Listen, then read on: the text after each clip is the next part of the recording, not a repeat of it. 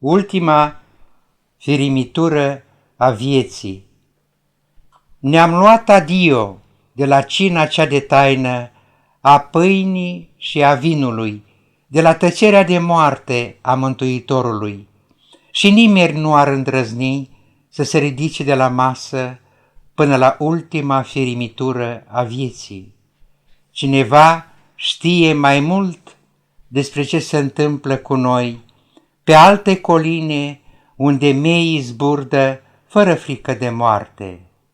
E o ieșire pe undeva, pe aici, pe aproape, unde nu a intrat nimeni, pentru a vedea cum e înăuntru și cine se ascunde de noi, privind prin vreo fisură în marginea oglindirii de sine.